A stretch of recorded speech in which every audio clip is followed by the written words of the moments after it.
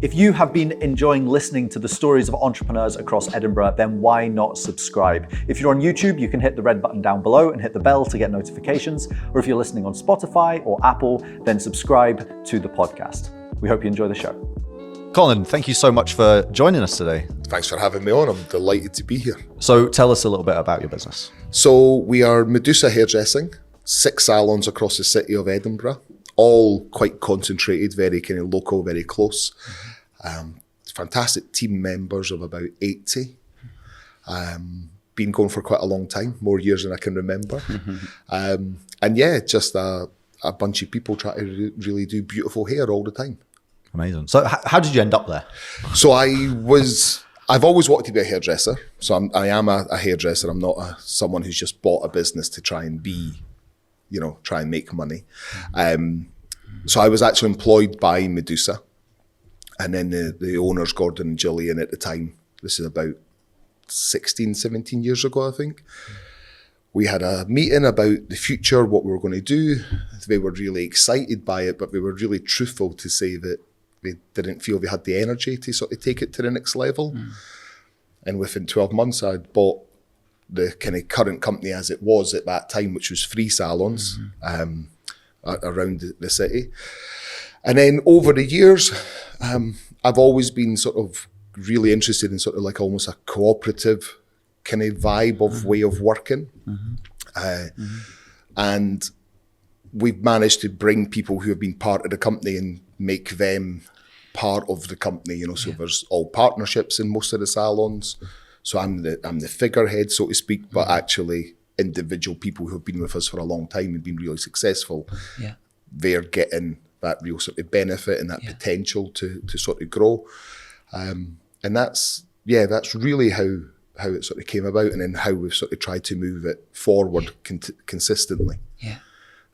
We opened 2 salons on the last day of lockdown, which was mental, so I won't do that again. And then we opened a lovely salon at the top of Elm Row last year. And that's us for a while, we'll stay at 6 for a certain period of time and consolidate everything again. Brilliant. And Colin, just on that then, so at the time when you were effectively a team member where it was 3 stores, what was your position at that point? And kind of talk us through the transition of, that conversation that you had that then 12 months later led to you taking over. So I worked in a salon in Edinburgh. I had a couple of job offers around the city, and I picked Medusa at the time because I felt they never really had like a figurehead. They were a good company, but they never had someone who was trying to push the artistic side of things. And I do love that aspect of the business. So I chose Medusa in that way of like, even at 21 or something, kind of very targeted of, I can do something with my career here. And I got a good feeling from the owners, Gordon and Gillian. And then I just sort of worked my way up through there. I became the first ever creative director. We started doing shows and photographic stuff with Wella, so like I have a big role with Wella now. And we just sort of progressed it like that. And then literally one night coming home from a hair show in Glasgow, the partners, Gordon and Gillian, I became a partner about 12 months previous in one salon. And we were talking, that salon was not performing very well, and I managed to get it to perform really well. And then we basically, like I said, in my little intro, we had this conversation about, say, the next 5 years. And in the morning, Gordon phoned me and said, can you come in and, have a chat? And I was like, God, did I say something wrong? Did I overstep the mark? And he said that he hadn't slept all night because he was fundamentally like completely agreeing with what I'd said, but actually was really honest enough to say that he never really felt he had that energy maybe to do the next, they'd done amazing to get it where it was. And that's what happened. And, 12 months, I mean, the 12 months was really stressful about sort of between becoming like, a partner and to owning the whole thing. He was fantastic, and so was Gillian. It really sort of mentoring me to, I suppose silently, I ran the business for kind of 12, 18 months before I actually bought it. So when I took over, it wasn't like suddenly right, learn now. But it was really tough because we couldn't speak about it. It was secretive. I had no money. Like, I had no funding available. You know, I was like 30, up to my eyes in debt with mortgages and stuff. Luckily, my bank manager was a client, and she literally said, I've got you. You know, you'll be an amazing success. So Gillian Gaunt, if she listens to this, my ex-bank manager, she basically just took a punt on me. You know, and really, you know, the level of funding that I got, I should never have got. And then, you know, we haven't really looked back. You know, we've had ups and downs. We've closed salons, we've opened salons. You know, like, it's never been, it's not been a constant upward. People think we look sort of overnight. And it's like, you know, 20 odd years almost now, you know, doing the same thing every single day.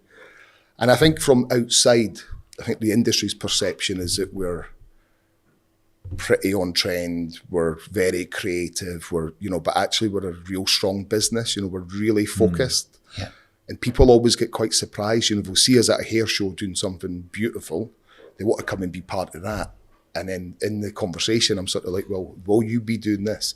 The expectation is this, you know, so it's a real, we have this one image and then we have this inside image as well, which is, I think can be quite challenging for new people sometimes. All right, so they see the glitz and kind of the cool stuff, but actually there's a lot of graft. And we're really serious about it. You know, I have probably moved more and more away from the glitz and glamour kind of side, and I'm much more focused on the business, you know. I do about 35 days a year education for Wella, which is like, that takes me all over the UK. And then, you know, we've really been sort of starting to build up the sort of business mentoring thing that I'm doing as well. So kind of moving in a lot of directions, you know. I'm just sort of fed up of some business coaches giving advice when I'm like, that sounds totally alien. That's, you know, I'm not going to promise anything, I'm going to make them a millionaire or anything. I think I can give you the sort of foundation blocks of a good business. And that's the sort of next stage for us right now, you know. And so that'll be kind of coaching the other hair salons? I mean, I just done one this week in Nottingham. A massive group who I know really well had asked me to come and speak to all their franchisees and stuff.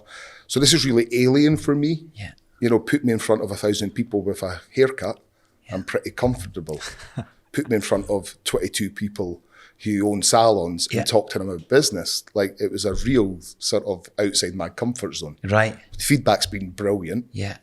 And so this is exactly where I see a sort of like my sort of next progression is kind of helping people really get the best out of themselves in their salons. And just really understanding like your key foundations of what you need to get right. Before you go and do the photo shoots and before you go and do the hair shows and the wonderful wacky stuff, you know, like it's, you need the right ingredients for your cake before you can go and bloody put it in the oven, you know, and that's what I'm really sort of focusing on right now. Do you think that's like a fundamental issue across the creative industry? Because it's, you know, I think about this business, it's kind of it's like, well, it looks fun in games and you just make videos and you do stupid stuff, but actually at the core of, well, I hope we've got a solid business, but it must exist across every creative. I think it's exactly that. You know, I think what I'm trying to do is maybe be able to coach salon owners to really understand that getting to the end of the year and going, well, that's okay. Actually, well, no, we could have made that much better. A tiny little change here, a little focus here, and we make everything much smarter, tighter, better for you, better for the team, better for the clients. You know, like it's a real, everybody benefits through something like this. And I just, like I said, I've seen too many false promises and where you're just like, that's just not sitting comfortable with me.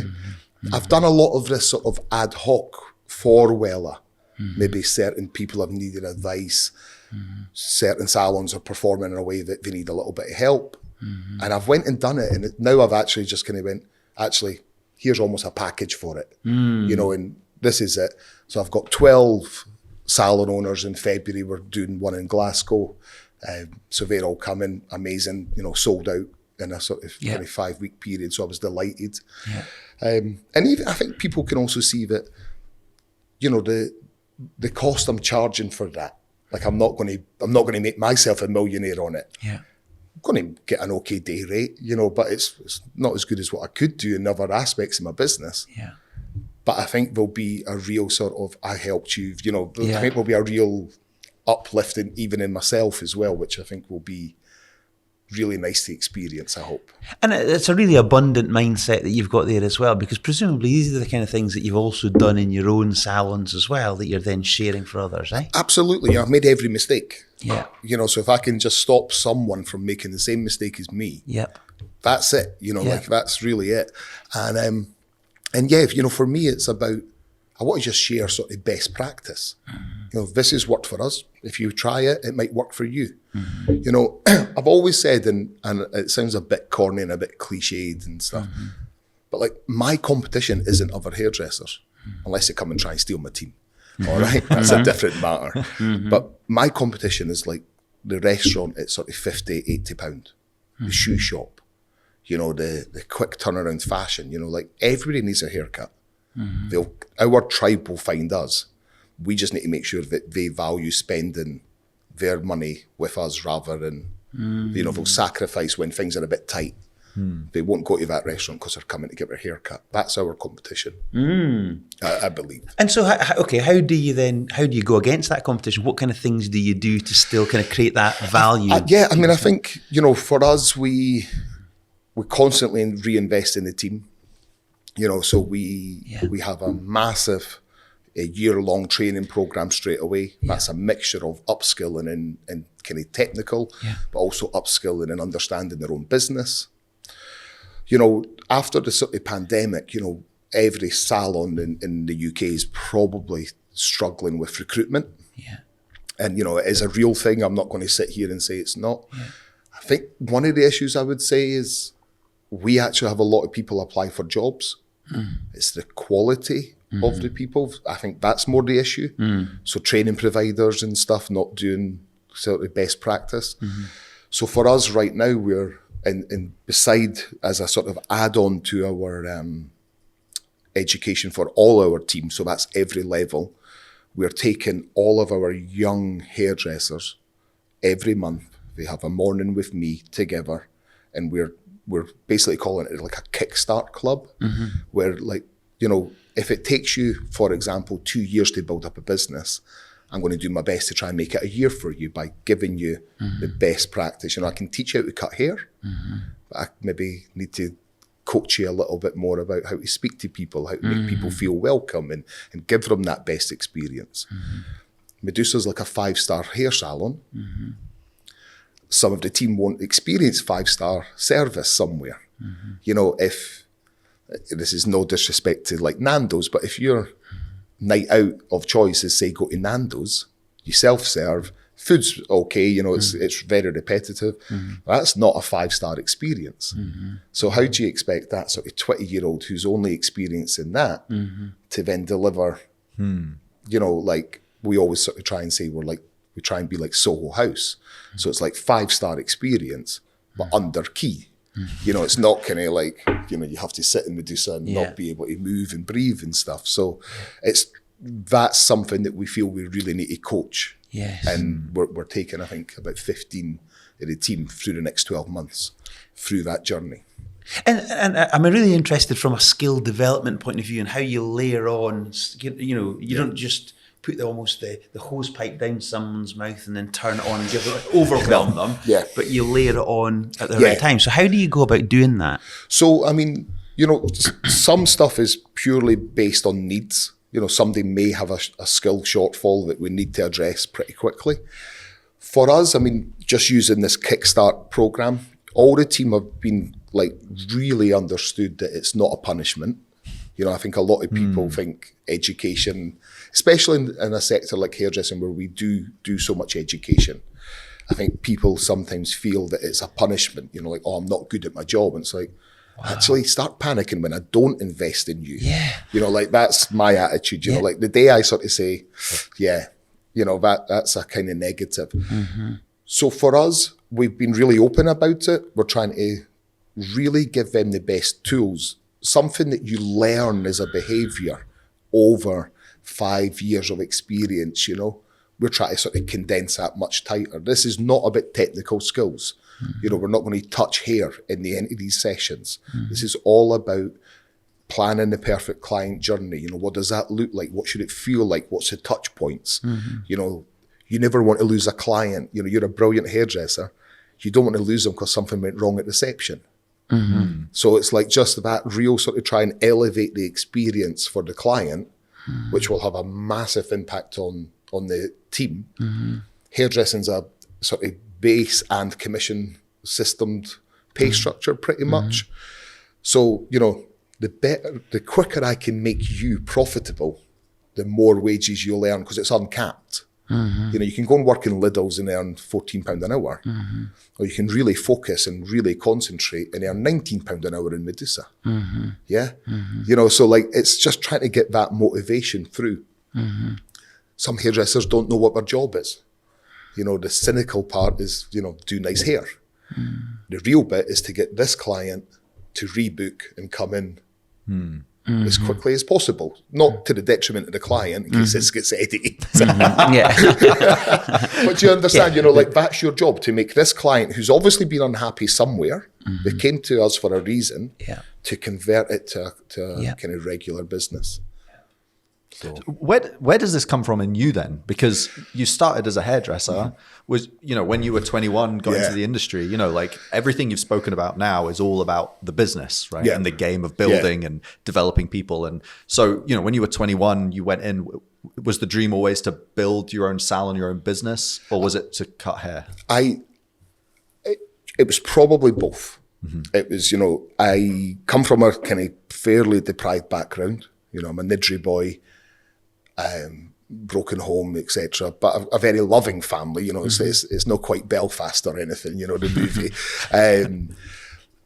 We always had this thing that if a white goods broke, you know, if a fridge or a washing machine broke, it'd be months until that was replaced in our house. We'd always have food and, you know, clothing and all that nonsense. But so my measure of success has always been, can I afford to go and buy a fridge freezer if it broke tomorrow? That's always been my thing.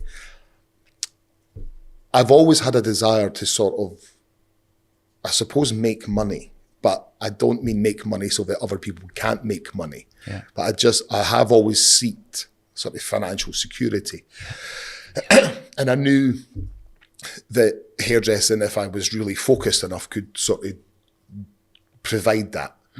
And then, of course, COVID comes on and the cost of living crisis, and it's harder and harder and harder. You know, like I feel like I'm working doubly as hard for the same amount of return, right? You know, or less, or you know, you know, a lot of people's incomes going up, you know, through changes and stuff, and I feel like maybe sort of managing directors are staying the same right now, and I'm like, okay, but yeah, I've always been very competitive, you know, like really, you know, if there was ever an incentive in the salon as a hairdresser, as an employee, I wanted to win it.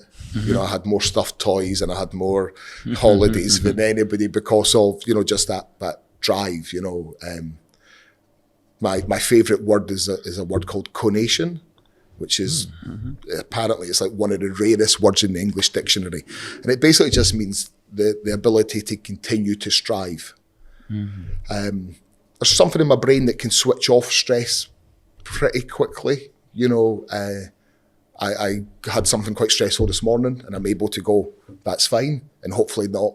Kind of go, oh yeah, you know, it's a chat. You know, I'm quite good at going, right, I can only deal with what I can deal with right now. And so the ability to sort of compartmentalize stuff is really helpful. My mum always says she doesn't know where it comes from, you know, so I don't know. I just got a drive to sort of do a bit better. It can be quite stressful because nothing's ever good enough, you know, and I have to be very careful with the team about that. I was going to say, how do you control that with the team then? I shut myself. Yeah. I shut myself down, you know, you know, and I always, you know, someone who's left will say disagree, but I always feel like I try and talk about the benefit to them. Yeah. You know, if I get everything right for them, Yeah. I should make a decent profit. Yeah. You know, that's as simple. But I can look them in the eye because it's commission based and go, you've made a decent profit. Yeah. You know, I need a little bit of that as well. So Yeah. that's always my goal, you know, everything, you know, I've been with Wella for God, 20 years now, I think. And even in negotiations and sort of business sort of arrangements with them, I want everybody to go, that was a hard deal, or that was, you know, it was not, but I do want everybody to come away at the end of it and go, that's okay, I can live with that, he can live with that. You know, like, I don't think if I win, you should lose. Yeah. I think it, like a win-win situation can be really beneficial. Yeah. And that's why we've had, you know, such a long-standing team members and relationships with manufacturers and stuff. Yeah. And your business model is quite an interesting one. You've got a word for that as well, haven't you? And I wonder if that's maybe kind of in the spirit of win-win. So absolutely. Like, I think if anybody ever doubts the authenticity of what I say about that, for me it's, so we sort of call it brandchising. Yeah. So it's not a franchise. Yeah. It's partnerships. Yeah. So as an example, Peter, who is my partner in the Stockbridge salon, he's also a partner with his husband in the Elm Row salon now. That is me sort of saying, I think you're an amazing talent. I think you could do business. I think I've got a lot of strengths that I can help you with as well. Yeah. With a fantastic brand, you know, like it's you know, world renowned in the industry. And I'd rather share the profit with you, you know, so I'd rather have less return. Yeah. But, you know, you're going to be focused, I'm focused, you'll win, I'll win, everybody's happy. Yeah. So it's, we don't franchise. And so the Brandchise, what's the brand bit? So like the brand is Medusa. Brand, right, okay. Right, and, or Brandchise. Yes, okay. You know, so like it's like we just sort of come out from the parent company, so to speak. Yeah. And for me, it's fundamentally different from a franchise, because if the partner doesn't make profit, I don't make profit. You know, so obviously the franchise model is I take a percentage from day one. The Brandchise model that we've sort of termed it is, if there's no profit, so I'm highly motivated to make all the partnership salons as successful as my own salons, you know. So, and it, touch wood, it seems to work really well. You know, I have people really invested, you know, emotionally. I don't mean financially, like really invested in terms of best practice, what they can get out of that salon, what we can kind of create for the teams as well. Yeah. Because I see this as, you know, maybe team member in one shop might come to their partner one day and say, I would like us. So, you know, we can filter it down to a point. Yeah. But yeah, I just think it creates opportunities. And how different is that as an approach to what's typically seen in your industry? Massively, I would say. Right. I mean, I'm sure there's partnerships that have spawned up, but for us, you know, we pre-COVID, we were sort of aggressively, you know, if COVID hadn't happened, we would be a 10 unit company. You know, we would have 10 positions across Scotland. Yeah. COVID scuppered that. We'd committed to 2 prior to COVID. Right. And again, we hadn't, legally we hadn't sort of committed to it, but morally and sort of emotionally, it was like still the right thing to do. Yeah. So we done that. And but it's massively different. You know, the big guys are all franchising. So the head office has always got an income stream. Whether it's 5%, 6%, 7, 10, you know, but they've always got an income. For me, it's all about, I need to make sure that the salons deliver what they need to deliver for me to sort of have the equal benefit. And the benefits are spread very evenly, you know, it's very fair. But they get to concentrate just on their business. They don't need to worry about negotiating with a supplier, you know, buying in power and stuff, you know. But that's the benefit. We split our overall costs between 6 units. You know, so you could open up a shop on your own and be successful. We could open a shop together, and I know I can save you money, even though I'm going to take a little bit of your hard work as well. Sure. I still feel like I add way more value. Yep. So that's. And how do you then manage the almost the maybe the positive tension between having kind of creatives who want to run their own business, but also staying within, I guess, the guidelines of the Medusa brand? I mean, that's probably less of a challenge. Right. You know, there is so much that is solely my remit to look after, solely my sort of job to sort of focus on, and but it's still like really open communication. You know, all the partners and all the salon managers, we have a week every 4 weeks we have a meeting all day. So again, it's very structured. You know, so we have continuous sort of review points constantly. Yeah. We have just open conversations, you know, but I would say it actually allows, you know, we have an incredibly talented team, and actually this model allows them still to be incredibly creative because they're not having to worry 24 hours a day about the business. Yeah. You know, so it gives them that freedom to not disappear as a face out of the industry. You know, we have, you know, Peter is now the UK Creative Director for Alpha Italia, which is like an electrical product range, beautiful range. He would probably have struggled to manage that if he didn't have the sort of office doing the wages, doing all this, you know, helping with all the sort of pinch points, all the boring stuff. We try and take all that away from everybody, and we'll try and look after it as much as possible. That's interesting. So you've got the responsibilities of actually the salon itself, but also then you're partnering up with suppliers and partners to the industry. So how does that all come about? Well, I mean, it's partly ego. You know, it's you know, it's pretty cool seeing it. So I'm the UK Creative Director for Wella. Right. So I'm basically just one of our head ambassadors. Yeah. So I was educating to our global sales team in October in Frankfurt, which was pretty awesome. When you say the sales team, the guys that are going out and selling the product to the salons? All the sales managers from global had their conference, and I was their sort of keynote speaker. Right, okay, cool. And that's evolving a lot, you know, and that's part of me wanting to do business education. Yes. That was sort of very hand in hand. They knew part of my presentation, I'd asked to see it. Yeah. And now it's grown, like I've 2 days film at the end of this month, you know, about the global campaign and stuff. So really fantastic. And then Peter is extremely talented. And Alpha Italia is just a beautiful electrical range that we really like. And it was just a sort of perfect, you know, Peter is all about styling, you know, really fantastic. So it was just perfect. It creates a real great awareness for the brand. You know, it's a brilliant association because their PR are marketing it as well. And then Paul in the Hanover Street salon, he's also an educator for Wella.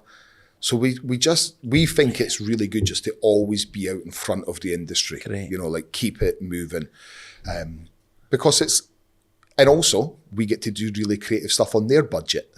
Yeah. You know, so like rather than us paying for it, oh great, that show is sponsored by them, etc. So but I think it's really important. I think it really helps recruitment.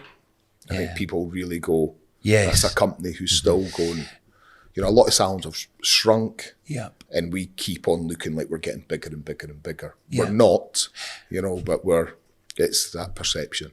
And so as almost an employer brand as well, so wanted to come on to this, you do some other things, don't you, that's maybe just a little bit different in terms of what you provide for the team. Yeah, so I mean, you're meaning like our policies and certain stuff. So yeah, we offer quite a wide variety of sort of bizarre stuff, you know. So the first thing we do is we offer everybody a day's paid to go and do charity work.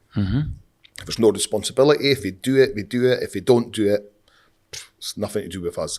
But we do have people who go to like hospices and cut hair in an evening and stuff. We pay for their time for that, which is really, I like I said earlier, I like cooperative. I like giving it back.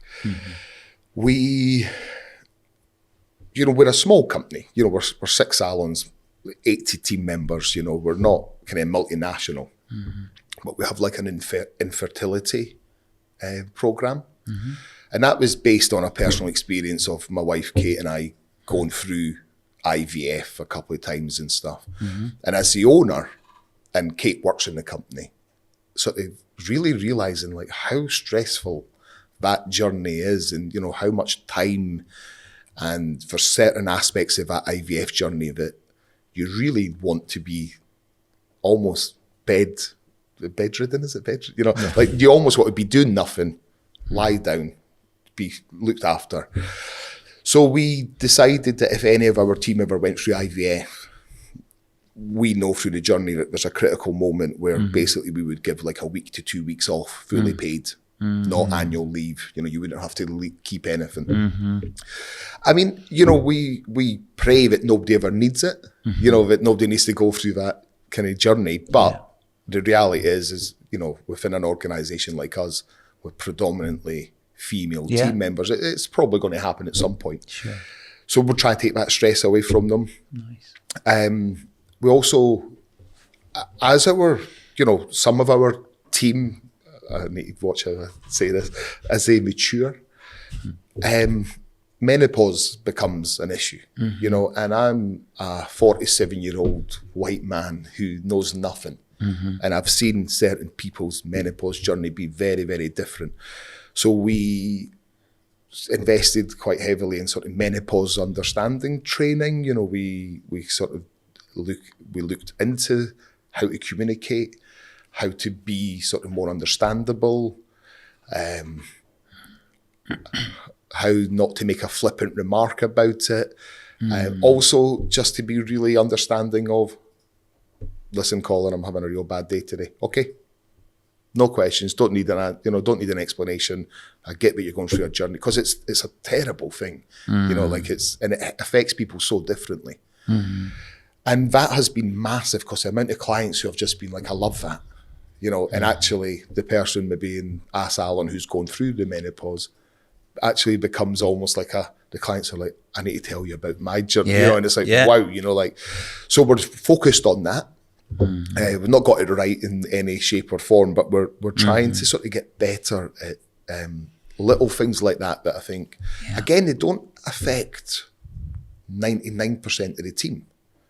But as we, you know, we have a good length of stay, Paul, you know, we don't have a high turnover of team. Our team are going to get older. They're going to go through this journey, or their parents are going through it.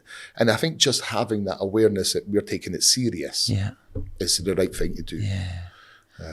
And I really like that, because it's very relevant to the demographic of the team that you've got, but also kind of I think you do some stuff around the financial side of things as well. So we, like at the start of the financial sort of the cost of living crisis, you know, I felt it, you know, I definitely felt that, you know, my wages weren't going as far as they used to, etc.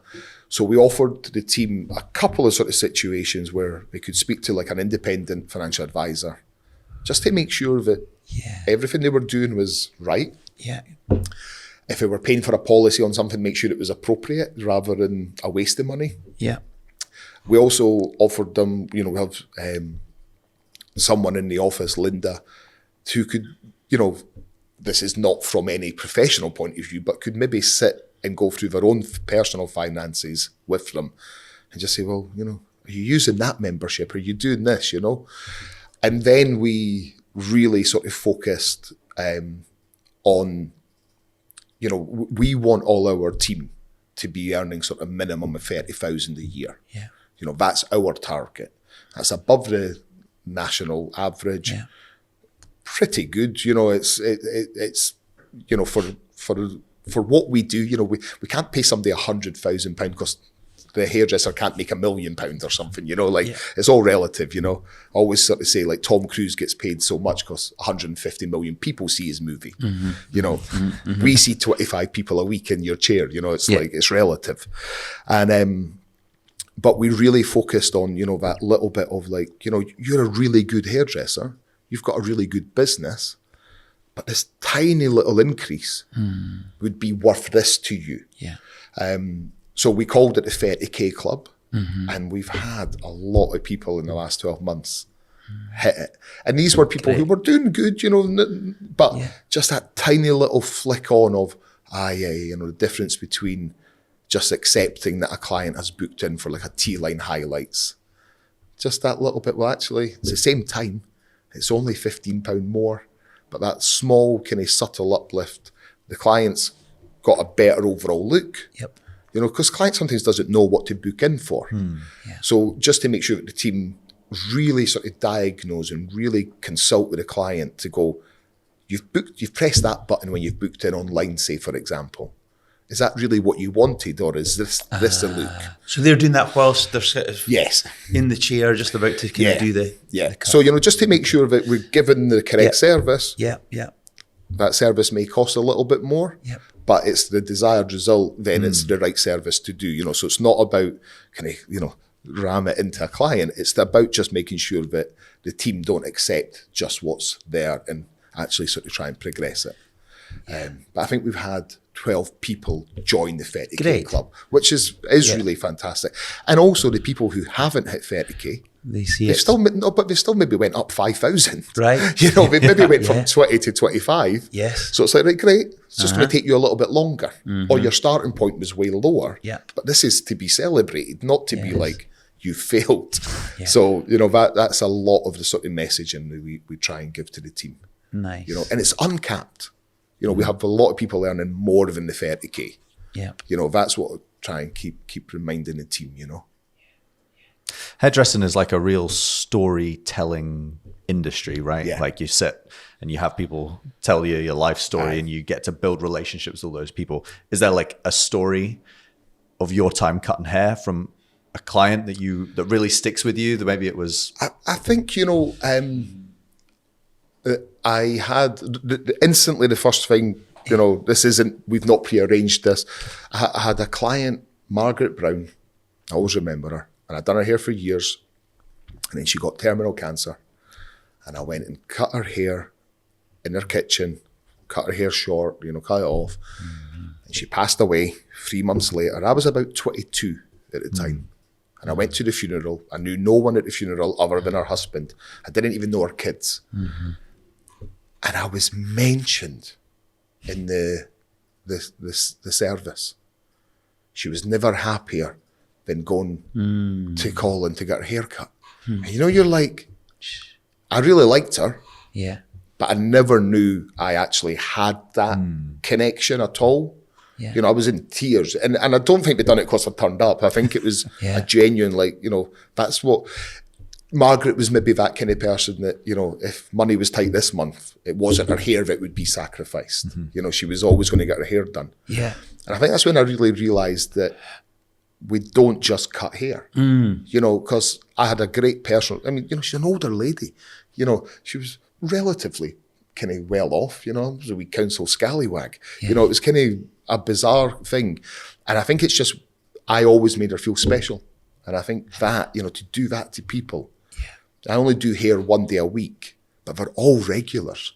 And I've done most of them. I've done a couple of them for 30 years now. I started when I was 17. It's like, been doing your hair more than I've been alive, more than half my life, it's properly bizarre. And I just think that, whatever job do you get to make somebody feel amazing 10 times a day? And so is that it then? It's not just cutting hair, it's about the feeling that you help create. 100%. I've seen, get this very right, I'm a very technical hairdresser. I know that. I know I could cut a haircut and some hairdressers will go, that's really cool. I've seen some hairdressers who are not as technical as me, not as polished as me, but they have an amazing business, they have an amazing clientele because they make that person feel amazing, So it's, I always say people expect a good haircut in Medusa. That's a given.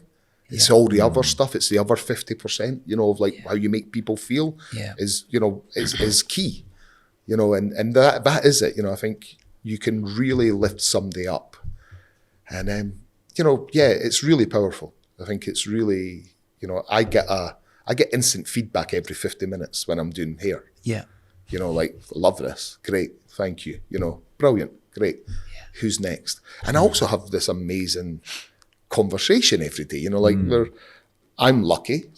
You must have heard it all. I've heard everything, you know, like, yeah, but hairdresser never tells.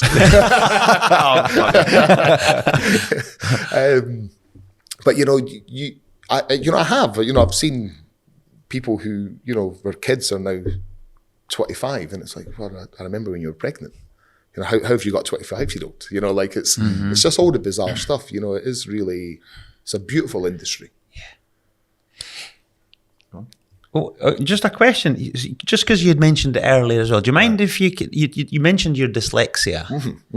Can you talk about that in terms of, you know, how you've used that to your advantage? Because I'm really curious around that.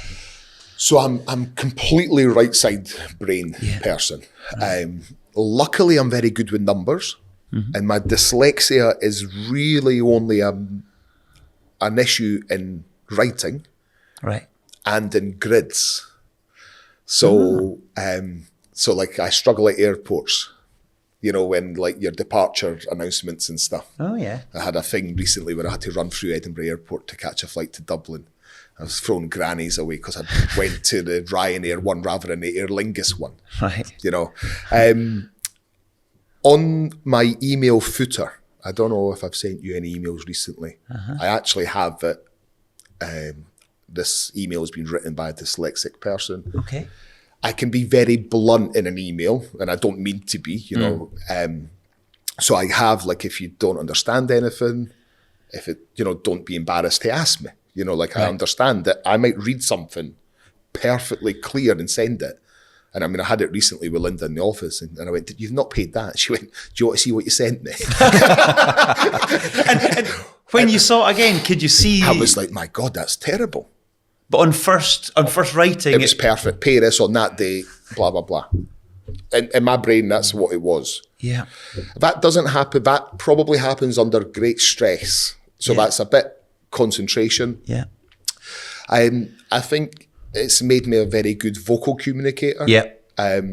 It's made me, like, when I teach haircuts, everything's very methodical, which is quite bizarre. So, you know, there is obviously some left part of the brain, you know, where I can teach. And, you know, in terms of, like, communication, I communicate with the team a lot on, like, video WhatsApp messages rather than a written thing. I think that's actually better anyway.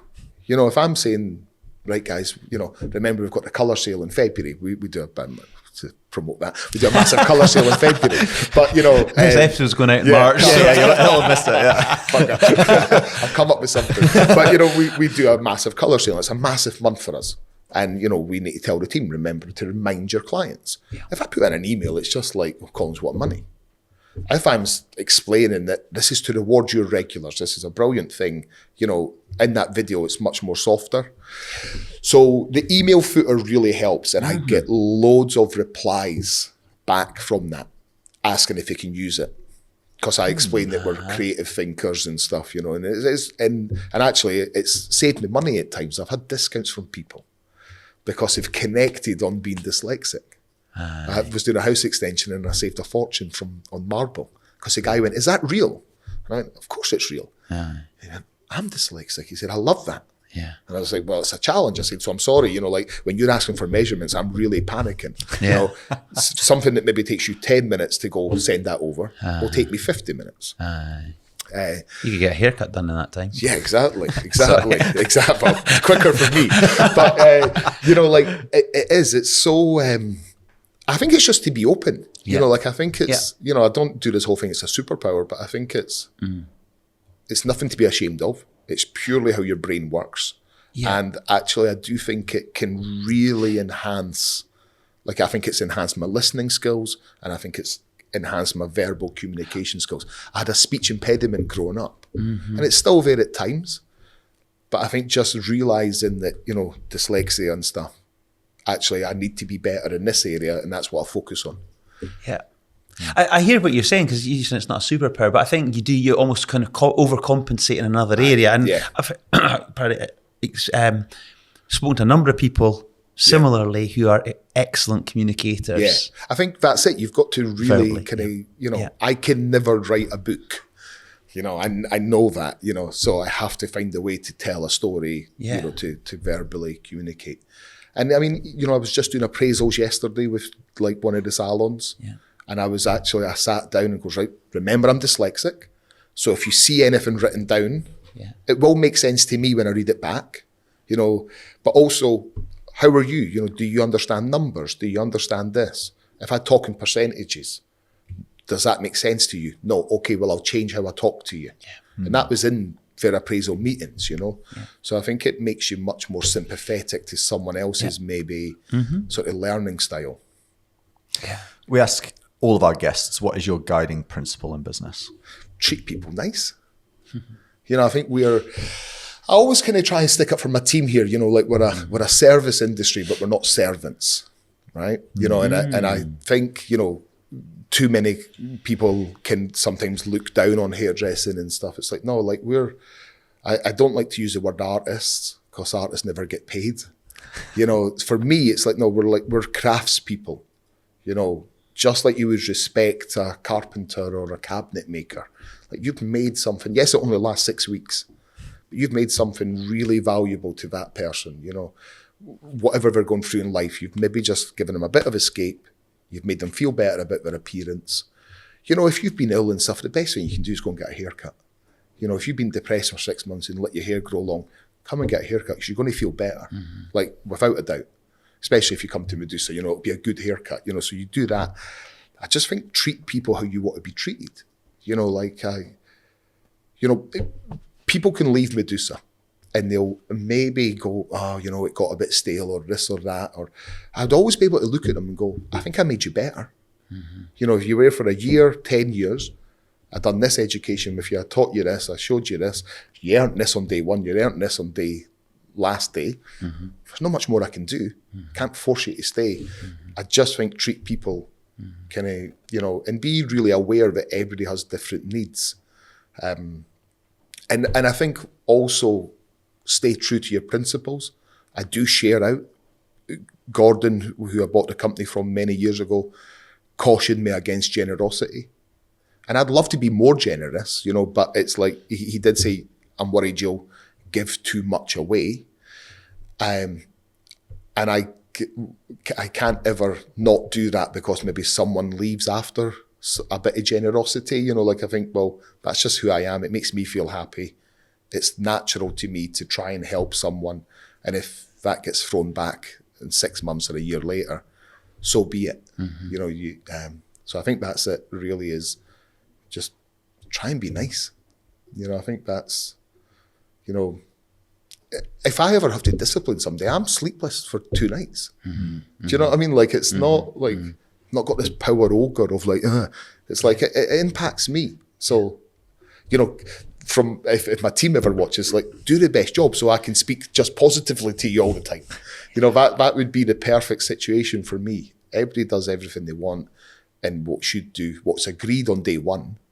And we just move forward so that we can just talk really excitingly, passionately. So yeah, sort of a long-winded answer for that nice sweet question. But really simply, be nice. Be nice. Love it. Colin, thank you so much for joining us today. It was great to hear the story, and good luck as you continue to grow. Fantastic. Yeah. Thanks for having So me, guys. good. It's been a real pleasure. Thank you. Thank you.